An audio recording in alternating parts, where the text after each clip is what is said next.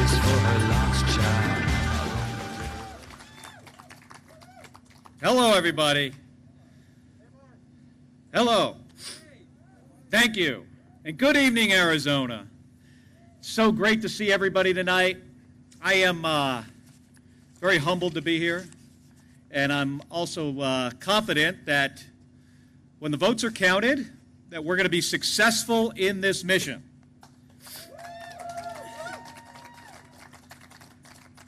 Now, this doesn't feel like a typical election night.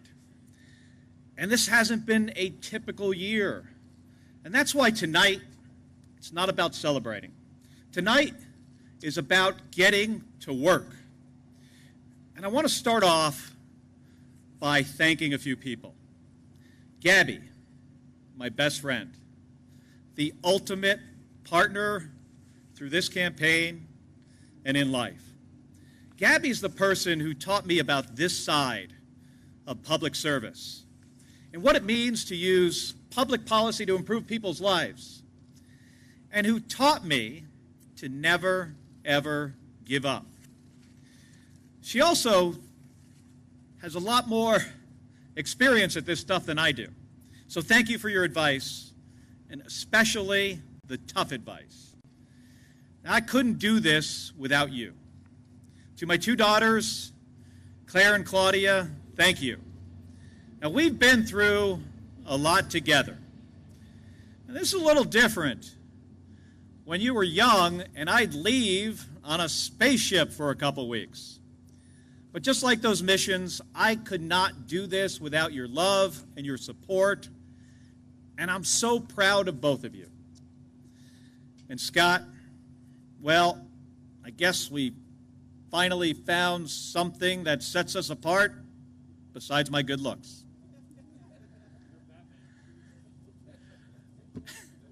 That's right. Don't forget that. And last, but definitely not least, to everyone who chipped in a few bucks, who made those phone calls and sent texts, knocked on doors, volunteered, or worked on this campaign. I mean, this would not be possible. It would not be possible without you, so thank you so much.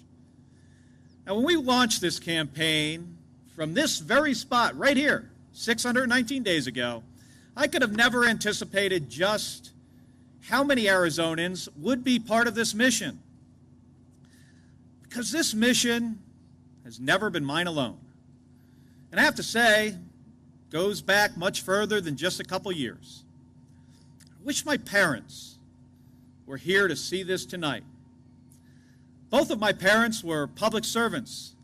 They were police officers in my hometown. My mother passed away in 2012, and my dad in 2016. And I wouldn't be here if it weren't for my parents, but especially for my mom, for the example that she set for Scott and I, and the sacrifices she made for us to have the opportunities that we did. Now, when we were growing up, our mom worked as a secretary and a waitress often at the same time.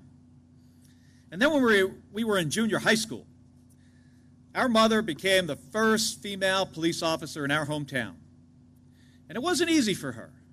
She overcame great odds. And a lot of folks doubted her. And she showed me what it meant to work really hard, to come up with a plan and accomplish a goal. And that's what led me to buckle down and pursue my own dreams of flying a Navy jet and then, eventually, the space shuttle. You know, my mom raised two astronauts. I don't think she expected that. She probably didn't expect this either. But like so many others, my mom wanted to give us the opportunity, the chance to achieve our dreams, whatever they may be. February of last year, when we launched this campaign, it feels like a lifetime ago. We traveled through all 15 counties and heard from so many of you across Arizona. In a senior center in Parker, I heard about the concerns about rising prescription drug costs and the future of Social Security. At Eastern Arizona College in Thatcher and Mojave Community College in Bullhead City, I spoke to teachers and students about how to get young people the skills they need to succeed. And I spoke to a group of much younger students in Prescott about what it's like to go into space. And on the way back home, like so many of us, we stopped at the Rock Springs Cafe for a slice of pie. And in Mesa, I toured the Asian district and listened to small business owners and leaders talk about their successes and their challenges and their vision for building a more prosperous and inclusive community. Then the pandemic hit. So much changed so fast. It became harder, but even more important, so much more important to hear from Arizonans. So we took our conversations first online and then outside with masks and social distancing. It was over video that I spoke to Local First Arizona about what locally owned businesses were going through and how they were trying to deal with this pandemic and how difficult it was for them to access the loans and the grants they needed to keep paying their employees. And it was over Zoom with dreamers and advocates that we celebrated the Supreme Court's decision to uphold the DACA program and talked about the need to provide a pathway to citizenship for dreamers. Sitting in our houses, I spoke with mothers like Patricia and Melissa, whose children were born with pre-existing conditions. They were so concerned that those protections would go away. And with Ophelia, who told me from her kitchen table in Mesa that she was struggling to pay for her prescriptions, her son's prescriptions, and her other weekly expenses, like groceries. Weeks later, Ophelia and I spoke again over the phone after she lost her son to COVID-19. And then outside Crescent Ballroom in Phoenix, I heard from Bill, whose wife, she survived a tough fight with COVID, but was still dealing with it. And from Kristen and Tara, who lost their fathers to this virus. I carry each and every one of those conversations with me. And I'll carry them and countless others, other stories, your stories, with me to Washington, D.C. to be your senator. Because this mission does not end when the last vote is counted. It is only the beginning.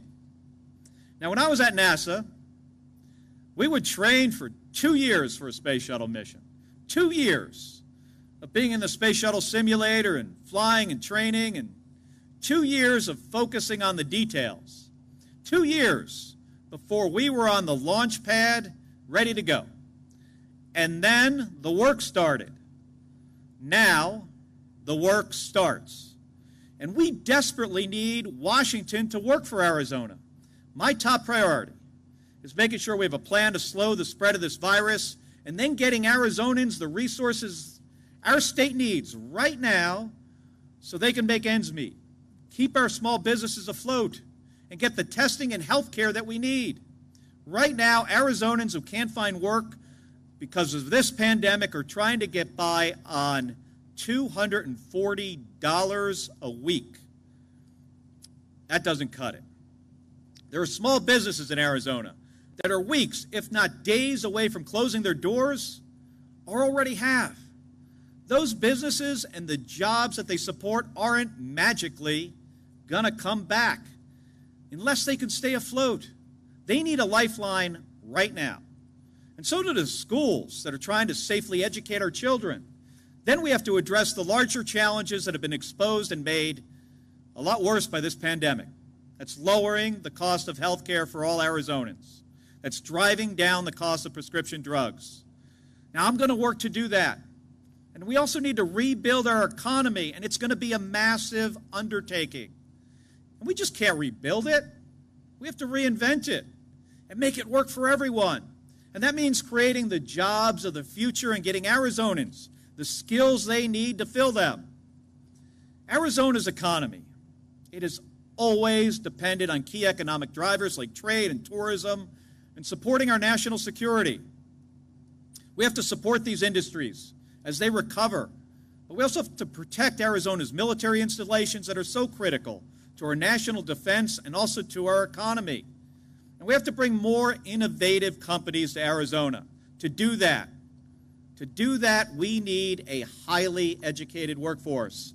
That requires that we invest in high-tech job training and affordable higher education for Arizonans, and in infrastructure, and not just in roads and bridges, but in broadband, and not just in cities, but in rural Arizona too, and Arizona's tribal communities. As we tackle these challenges, we have to do so in a way that addresses racial inequity and levels the playing field. And there's so much more we need to do to provide a pathway to citizenship for dreamers. We need to secure our border.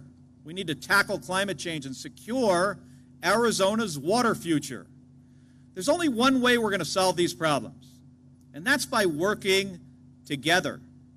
Now, some of you watching tonight did not vote for me, and that's okay.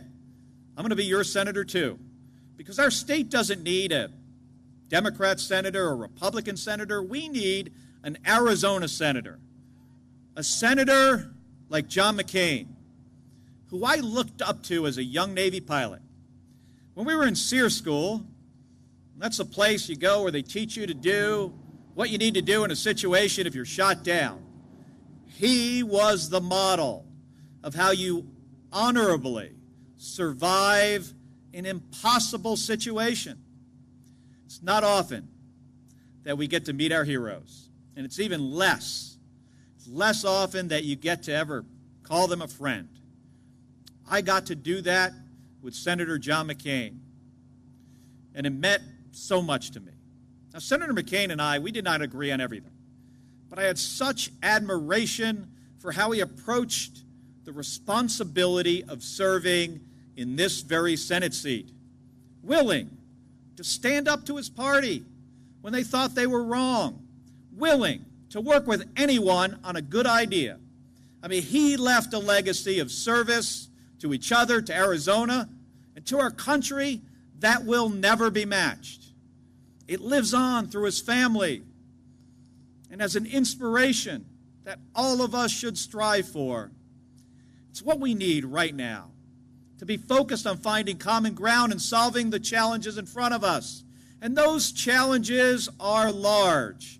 But if there's anything I learned from my mother in serving at NASA, and what I learned from Gabby is there's nothing that we cannot achieve if we set our minds to it and work together. So let's get to work, Arizona, and let's do it together. Thank you very much, everybody. Thank you.